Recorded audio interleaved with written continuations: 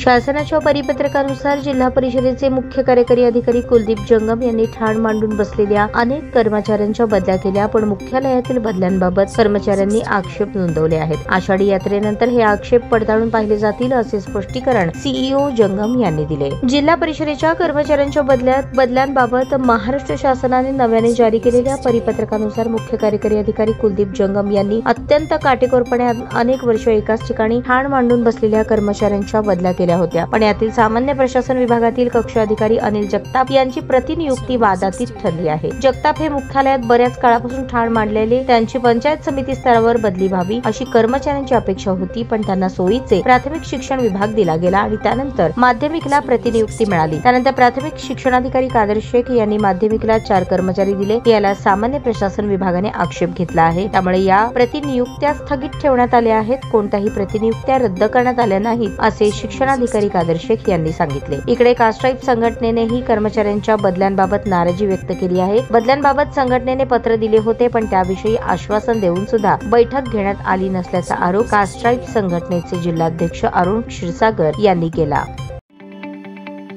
ताज्या बातम्या पाहण्यासाठी प्राईम महाराष्ट्र न्यूज चॅनलला सबस्क्राईब करा।